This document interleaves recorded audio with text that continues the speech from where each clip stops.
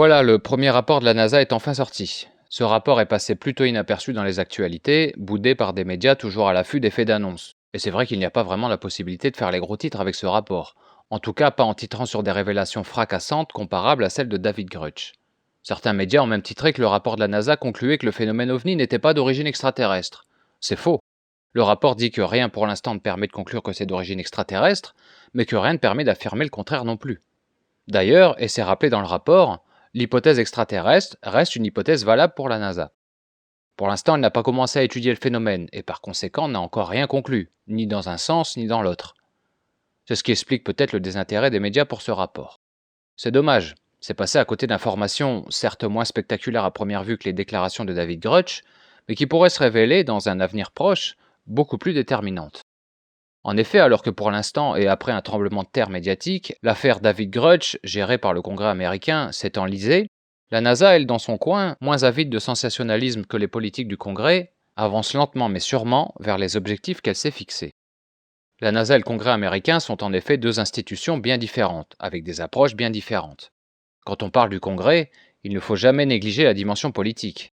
Et déjà, on voit poindre les intrigues politiciennes.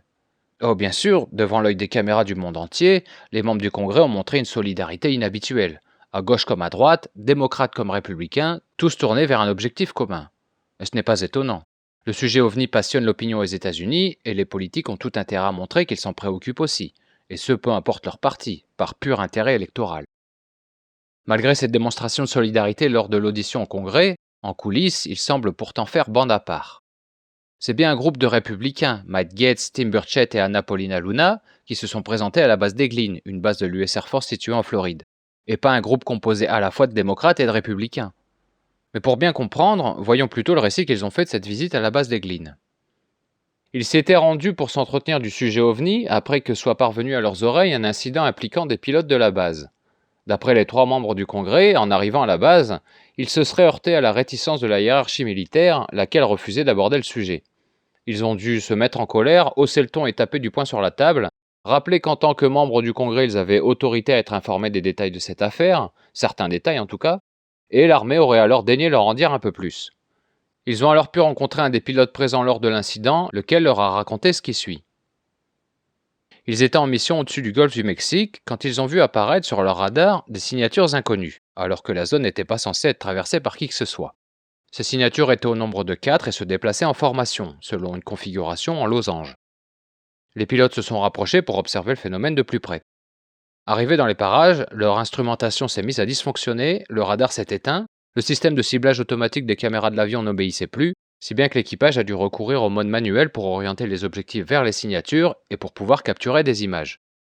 Les 3 membres du Congrès affirment avoir visionné certaines des images montrant un de ces 4 objets. Je cite, selon les mots de Matt Gaetz, « Nous avons vu quelque chose que je ne peux rattacher à aucune technologie, ni américaine ni provenant d'une puissance étrangère. » L'objet sur les images avait l'apparence d'une orbe, toujours selon Matt Gaetz, et montrait des capacités qui défient l'entendement. Rappelons que Matt Gaetz est membre du comité de défense, contrairement aux 2 autres membres du Congrès qui l'accompagnaient, et que par conséquent il a accès au programme secret de l'armée. Il est donc au courant des dernières avancées expérimentales en matière de technologie militaire. C'est d'ailleurs parce qu'il siège au comité de défense, et parce qu'il a accès à un niveau de classification plus élevé, qu'il a pu obtenir, à part, alors que les 2 autres membres du Congrès s'en sont vus refuser l'accès et ont dû attendre à la porte, des informations supplémentaires classifiées. Mais comme justement ces informations sont classifiées et que Matt Gaetz ne peut pas les révéler, nous n'en saurons pas plus. Nous retiendrons l'étonnement de Matt Gaetz qui affirme avoir vu des choses incroyables. Quoi qu'il en soit, maintenant les républicains ont beau jeu d'accuser le pouvoir démocrate d'essayer de leur barrer la route dans leur quête de transparence. Cette visite à la base d'Eglin et la façon dont ils la racontent, comme 3 chevaliers de la vérité qui viennent frapper à la porte des pouvoirs en place pour réclamer des réponses au nom du peuple américain, ça leur permet de se donner le beau rôle. Quand on les écoute, on a presque l'impression qu'on leur a fermé la porte au nez, alors que de leur propre aveu, ils ont bien eu accès aux informations qui correspondaient à leur niveau d'autorisation. Il faut comprendre que le Pentagone, l'équivalent du ministère de la Défense pour faire simple, dépend de la présidence actuelle, celle de Joe Biden, c'est-à-dire les démocrates. Quand les républicains accusent l'armée de cacher la vérité, ça leur permet de mettre en cause leurs adversaires politiques. D'ailleurs, on les a entendus incriminer la Maison-Blanche directement, en disant « cette administration nous ment, ce président nous ment et ment au peuple américain ». De son côté, elle, l'armée, a répliqué que lors de cette visite à la base d'Eglin, tout s'est passé selon le protocole. Peu importe quel camp on croit, on voit bien que ressurgissent des rivalités politiques selon la démarcation gauche-droite. Nous savons bien que ça ne fait pas de sens de se renvoyer ainsi la responsabilité d'un camp politique à l'autre. La question centrale qui leur est adressée, celle que le public aimerait voir se résoudre, concerne les déclarations de David Grush, à savoir que le gouvernement américain sera en possession d'engins non terrestres depuis les années 1930. S'il y a bien une structure dans le gouvernement capable de dissimuler des programmes secrets pendant presque un siècle, alors démocrates comme républicains, les deux camps ont été mêlés. Cela fait des décennies qu'ils se refilent le pouvoir chacun leur tour à la Maison-Blanche, au Congrès, au Pentagone, etc. Si bien que pour qu'un programme secret subsiste autant de temps, il faut que les deux les relancent quand c'était leur tour de gouverner. L'autre possibilité, c'est qu'il s'agit d'une cellule indépendante qui a su rester cachée du pouvoir central, et qui donc ne dépend ni du président, ni du Pentagone, ni du Congrès. Bref, réduire la problématique à l'affrontement entre des forces démocrates et des forces républicaines, ce n'est qu'une cabriole politique. C'est une position confortable pour les deux camps. D'un côté, les républicains peuvent se tailler le meilleur rôle en faisant semblant de se battre pour la vérité, mais sans être obligés de fournir des résultats, puisqu'on peut toujours accuser l'autre camp de tout saboter. Et pris dans cette guerre politique, c'est plus confortable pour un démocrate de ne pas trop remuer les choses, au risque de se retrouver affublé du mauvais rôle. En tout cas, pour l'instant, il y a beaucoup de déclarations, mais on peine à entendre des mesures concrètes. Il y a beaucoup de promesses, que si on était cynique on qualifierait de promesses politiciennes, des menaces d'engager des mesures radicales pour forcer les autres à révéler ce qu'ils savent, mais toujours en parlant au futur. Depuis la fameuse audition, on les a presque tous entendus dire ça commence à bien faire, si ça continue comme ça, on est déterminé à passer à l'action et on n'hésitera pas à leur forcer la main. Et à chaque fois qu'ils sont interviewés, ils le répètent à l'envi. Ils sont toujours sur le point de passer à l'action si on les écoute. Eh bien, la balle est dans votre camp. C'est vous qui avez le pouvoir, pas nous, et on attend de voir ce que vous allez en faire. Bon, excusez cette petite parenthèse politique. Pour ceux qui ne connaissent pas les institutions américaines et qui ne sont pas familiers avec la culture politique aux États-Unis, retenez simplement que les enjeux de pouvoir et les rivalités ont de quoi rendre pessimiste quant à la capacité du Congrès à fournir des réponses sur la question OVNI, et sur les déclarations de David Grush. Mais rebondissement, c'est alors que je venais de finir le texte de cette vidéo qu'est tombée une information que je rajoute donc ici. Il semble que le Congrès soit passé à l'action, peut-être juste pour me contredire. Je ne souhaite que ça qu'il me fasse mentir, mais j'attends de voir. Ils ont demandé à la Maison-Blanche de former un groupe d'études indépendant qui devra préparer la divulgation des archives concernant les OVNI. Il est demandé à toutes les institutions du gouvernement, de la CIA à la NASA, en passant par la sécurité aérienne et l'armée, de fouiller dans leurs archives à la recherche de documents concernant les OVNI et de les envoyer au groupe d'études mis en place par la Maison-Blanche. La difficulté avec cette approche, c'est qu'elle laisse les branches du gouvernement choisir quels documents elles souhaitent déclassifier ou non. Le Congrès n'a pas les moyens de les y forcer, ni de vérifier qu'elles jouent le jeu. Le Congrès a envoyé une demande et il attend ce que les autres voudront bien lui fournir. D'ailleurs, ils ont demandé à la Maison-Blanche de former une commission et de faire le boulot eux-mêmes, comme ça ils se dédouanent complètement. Si ça aboutit à quelque chose, ils pourront toujours dire que c'est grâce à eux. Si rien ne se passe, ils pourront dire « c'est pas de notre faute, c'est la Maison-Blanche qui n'a rien fait ». Bon, ça c'est pour les côtés négatifs, mais voyons maintenant, quand même et pour faire preuve d'un peu d'optimisme, les résultats positifs que ça pourrait avoir. Après tout, quelque chose de similaire avait été fait dans les années 90, quand le Congrès avait demandé la divulgation d'archives entourant l'assassinat du président Kennedy, et ça avait plutôt bien marché. Une trentaine d'années après l'événement, il y avait toujours des milliers de documents dans les archives du FBI et de la CIA, mais grâce à l'action du Congrès, des tonnes d'archives avaient été rendues publiques dans les années qui avaient suivi. Et d'ailleurs, c'est un processus qui continue encore aujourd'hui, les archives nationales ayant déclassifié plus de 10 000 documents encore l'année dernière. Inutile de dire qu'avec des salves de milliers de documents à chaque nouvelle divulgation, les passionnés de l'affaire Kennedy sont ravis. On ne peut qu'espérer une telle divulgation des archives concernant les OVNI, avec des milliers de pages, des images et des captures radar. Mais on peut se demander pourquoi. Pourquoi, alors que la CIA, par exemple, a tenu secret des archives pendant des décennies, a décidé tout à coup de les rendre publiques sans y être forcé. Je ne pense pas que les archives autour de l'assassinat de Kennedy étaient dissimulées par malveillance ou parce que le gouvernement avait quelque chose à cacher. Enfin, c'est possible pour certains documents bien précis, mais pas des milliers et des milliers de documents. C'est juste qu'un gouvernement, c'est une grosse machine administrative. Il y a des montagnes d'archives qui s'entassent au fond des tiroirs, lesquelles sont classifiées secrètes sur le moment parce que ça concerne la sécurité intérieure du pays. On peut comprendre pourquoi le FBI, par exemple, n'ait pas voulu rendre publics les résultats de ses investigations dans les premières années juste après l'assassinat de Kennedy. Et puis ces archives sont consignées et rangées, et au fil des décennies, elles sont oubliées, et tant que personne ne prend la peine de ressortir tous ces vieux dossiers pour réviser les classifications de l'époque, elles peuvent continuer longtemps à prendre la poussière. C'est en tout cas ce qui s'est passé avec les archives Kennedy à l'époque. La CIA et le FBI avaient ressorti leurs archives et s'étaient rendu compte que la plupart des documents n'avaient plus de raison de rester secrets. Peut-être qu'on pourrait assister à la même chose avec les dossiers concernant les ovnis. Peut-être qu'en leur demandant de replonger dans leurs archives, les nouvelles personnes en charge décideront que certains documents qui, à l'époque, avaient été considérés par leurs prédécesseurs comme devant être gardés secrets, peuvent en fait être rendus publics. Pour l'instant, on reste dans l'indécision. Peut-être qu'on est au début d'une divulgation massive et peut-être que ça ne donnera rien du tout. Dans tous les cas, on le saura assez vite, puisque le délai maximum accordé par le Congrès est inférieur à 1 an. S'il y a bien une divulgation massive, elle se fera dans les mois qui viennent.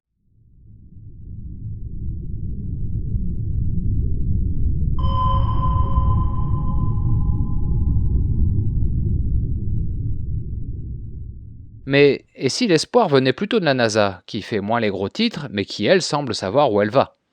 Ceux qui ont vu la première conférence officielle de la NASA sur le sujet, pour ceux qui ne l'ont pas vu, je vous renvoie vers la vidéo que j'y ai consacrée, ont pu voir qu'il existait une cohésion de toute l'équipe de travail, et pourtant ils sont nombreux et ils viennent tous de domaines d'expertise différents. Bien sûr, en privé, ils peuvent avoir des hypothèses différentes sur l'origine du phénomène, mais on dirait que, contrairement au Congrès, ils s'entendent au moins tous sur la manière d'attaquer le problème. Et ce n'est pas étonnant, en tant que scientifiques, ils se réfèrent tous au même protocole d'investigation, ceux de la méthode scientifique. C'est toujours le cas dans la communauté scientifique, les hypothèses varient d'un chercheur à l'autre, il peut y avoir des désaccords théoriques, mais les modalités qui permettent de vérifier si une hypothèse est vraie ou fausse fait en général l'unanimité chez tous les chercheurs du monde entier. Voyons donc ce qu'il y a dans le rapport de la NASA et penchons-nous sur les aspects les plus prometteurs. Tout d'abord, la NASA fait la constatation d'une forte réduction de la connotation négative rattachée au phénomène OVNI. Le personnel de l'aviation, civil comme militaire, a moins peur du ridicule depuis que la NASA et d'autres institutions comme le Congrès et le Pentagone se sont exprimés publiquement sur le sujet et sans le ridiculiser surtout. Résultat, le nombre de témoignages et de rapports faits auprès des instances officielles est en train d'exploser. La NASA rappelle ensuite, comme elle l'avait déjà fait lors de leurs conférences publiques, qu'ils ne reviendront pas sur les cas anciens. Ils ne ressortiront pas des vieux dossiers pour essayer de les analyser, mais se pencheront sur les cas qui, à partir du moment où leur système sera bien mis en place, leur seront soumis. On peut dire que c'est là la différence principale entre l'approche du Congrès et celle de la NASA. Le Congrès essayant de faire la lumière sur le passé, en essayant d'excaver les archives pour déterminer ce qui, dans les rumeurs qui ont circulé jusqu'à maintenant, relève du vrai ou du faux. Tandis que la NASA réfléchit aux moyens qui, à l'avenir, leur permettra de mieux capturer le phénomène. En effet, la NASA explique qu'elle ne peut travailler qu'à partir de données précises, idéalement des mesures effectuées par des instruments scientifiques qui fournissent des informations exploitables pour la science. Et elle considère que pour l'instant ce n'est pas le cas. Aussi, elle souhaiterait standardiser les mesures pour pouvoir mieux comparer les cas et, si possible, avoir le plus d'informations possible au travers de ce qu'elle appelle les multisenseurs, des appareils capables de prendre tout un tas de mesures à la fois. C'est facile d'en comprendre la raison. Imaginez qu'un objet traverse les États-Unis d'est en ouest, mais que sur sa route il n'est détecté que 2 fois par 2 instruments différents, une première fois à l'est, puis quelques temps plus tard à l'ouest. S'il est d'abord détecté par un appareil qui, par exemple, permet de relever la température, un senseur infrarouge par exemple, et qu'on constate qu'il s'agit d'un objet chaud, et qu'une heure plus tard il est détecté par un autre type d'instrument, par exemple un radar qui permet de mesurer la vitesse et qui indique qu'il s'agit d'un objet rapide, il n'y a aucun moyen d'affirmer que c'est le même phénomène qui a été détecté aux 2 endroits, puisque d'un côté on a détecté un objet chaud et de l'autre un objet qui se déplaçait vite.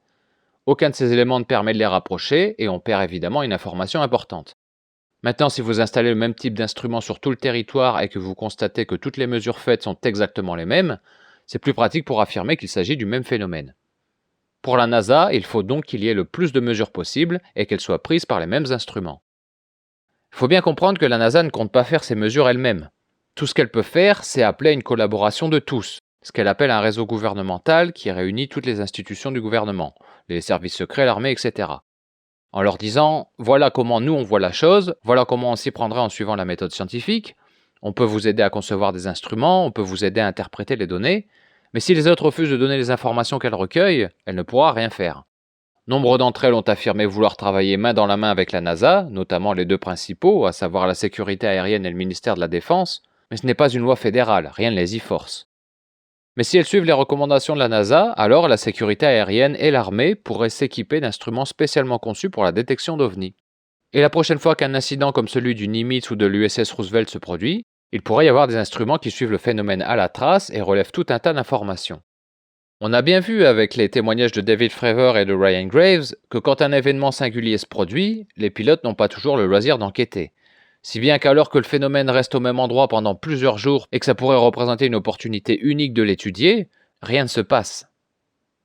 La NASA évoque même la possibilité, avec la collaboration de partenaires privés et du monde académique, c'est-à-dire les laboratoires de recherche et les universités disséminées dans tout le pays, de mettre en place avec eux un réseau national.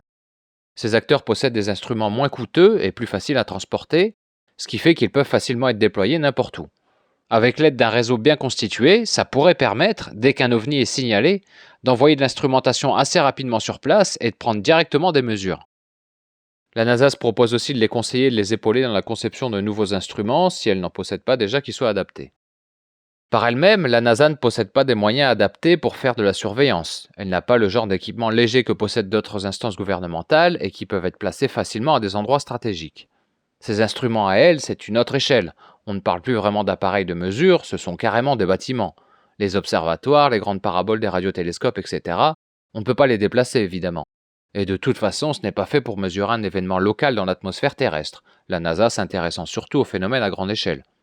Bien sûr, elle possède des satellites en orbite, même beaucoup de satellites, et c'est vrai aussi que parmi ces satellites, il y en a beaucoup qui sont pointés vers la Terre. On imagine souvent que la NASA ne s'occupe que de ce qui se passe loin dans l'univers, mais il ne faut pas oublier qu'ils font aussi de la planétologie, et que la Terre étant une planète, pour la NASA, c'est un objet d'étude. Mais déjà, il faut comprendre que nombre de ces satellites de la NASA, contrairement aux satellites militaires qui sont faits pour voir et prendre des photos, ne reposent pas sur la lumière visible. La plupart de ces satellites ne voient absolument rien en lumière visible.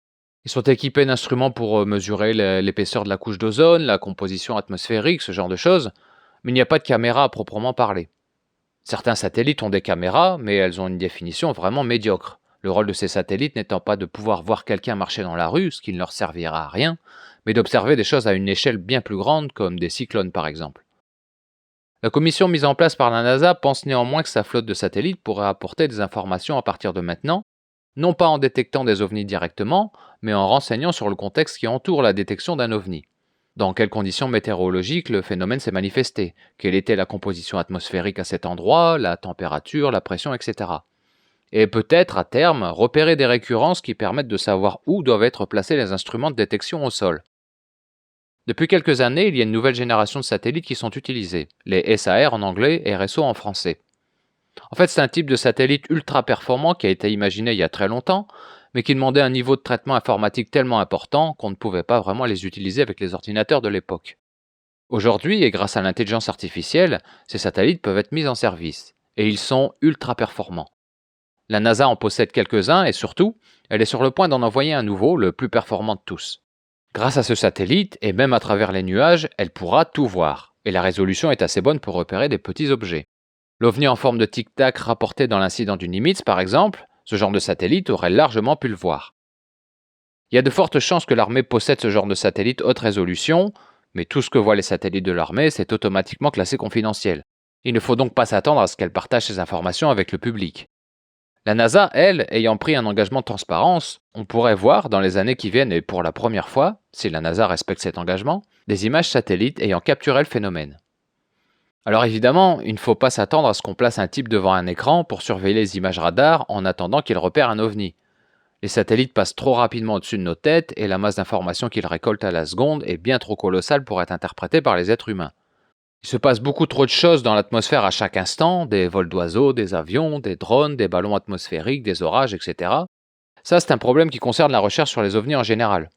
Rappelez-vous de la conférence de la NASA et de l'intervention du directeur de la sécurité aérienne américaine, qui avait dit que leurs radars devaient être bridés, sinon elles étaient parasitées par beaucoup de choses, et jusqu'à des choses très simples comme des nuées d'insectes ou des nuages de poussière.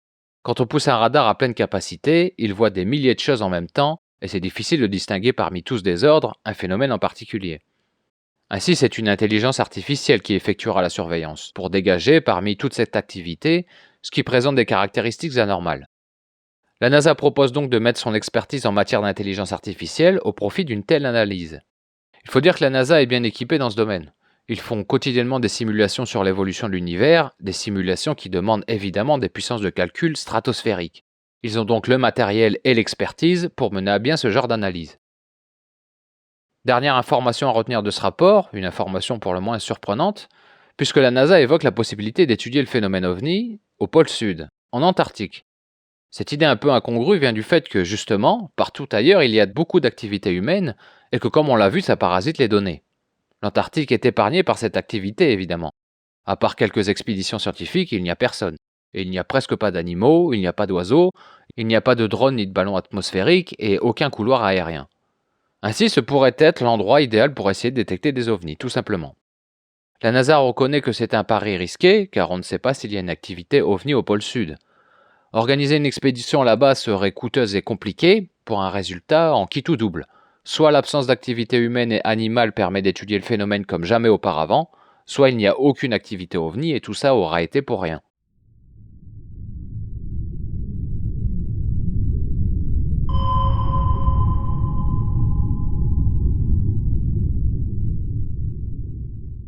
On va terminer par une autre actualité dont vous avez sûrement entendu parler. Le Congrès mexicain, en voulant faire comme le Congrès américain, a organisé une audition publique sur le thème des ovnis.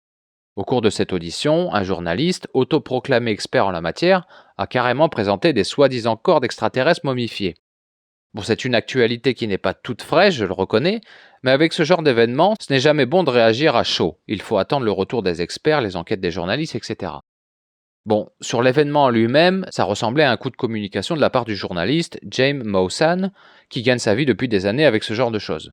Il vend des livres, il produit des documentaires, pas très sérieux, et des émissions sensationnalistes qui battent des records d'audience sur les chaînes de télévision mexicaines. Et depuis son intervention au Congrès mexicain, évidemment, il vend plus de livres et il se fait plus d'argent. La révélation des deux corps s'est faite de manière plutôt théâtrale, deux mystérieux monolithes entreposés devant toute l'assemblée, toutes les deux recouvertes d'un drap. Alors qu'il parlait, un assistant a lentement retiré les draps pour révéler deux sortes de cercueils rectangulaires, et toujours avec autant de théâtralité, les a ouverts un à un pour révéler la présence des deux corps. Les corps en question étaient très petits et possédaient 3 doigts à chaque main. D'après les déclarations de James Maussan, ces corps auraient été retrouvés en 2017 lors de fouilles archéologiques au Pérou, près des lignes de Nazca. Ça tombe bien, et d'aucuns pourraient dire que ça tombe même un peu trop bien, les lignes de Nazca étant, pour certains ufologues, en lien avec le phénomène ovni. Maussan n'hésite pas à déclarer « Je crois qu'il s'agit d'une démonstration sans appel que nous avons affaire à des spécimens non humains. Nous ne sommes pas seuls, aujourd'hui représente un tournant pour l'humanité. » Pour appuyer son cas, José de Jesus Salce Benítez, que je vais appeler simplement Benítez pour ne pas avoir à répéter son nom en entier et pour ne pas l'écorcher davantage, directeur de l'Institut de santé de la marine mexicaine, affirme que les corps ont été soumis à un examen par rayon X et qu'un modèle informatique en 3D a été reconstitué et qu'aussi des tests ADN ont été effectués. Selon lui, l'examen du génome a permis de déterminer qu'il ne s'agit pas d'êtres humains. L'étude par rayon X, elle, a révélé qu'il ne s'agissait pas d'un corps reconstitué à partir de plusieurs corps. Il le précise parce que Maussan a déjà présenté des corps et qu'il avait été accusé à l'époque d'avoir monté une supercherie à partir de morceaux de momies anciennes recollés ensemble, mais ça on en reparlera juste après. D'après Benítez donc, l'examen du squelette permet d'affirmer qu'il s'agit d'un vrai squelette entier et qui n'a jamais été reconstitué. Il affirme donc « Nous avons affaire à un vrai organisme qui, à un moment donné, a bien été vivant ». Autre détail avancé par Benítez, ces êtres ont de très grands cerveaux comparés à la taille de leur corps et ils n'ont pas de dents, ce qui porte à croire que ces êtres ne pouvaient pas mâcher d'aliments et ne pouvaient donc se nourrir que de liquide. Une autre personne, Korotkov, un scientifique russe travaillant pour le Centre de recherche universitaire de Saint-Pétersbourg, a déclaré que les êtres possédaient 23 paires de chromosomes, donc comme les êtres humains, mais que leur anatomie, elle, n'était pas humaine. Selon lui, il pourrait soit s'agir d'extraterrestres, soit d'organismes cybernétiques, plus connus sous le nom de cyborgs.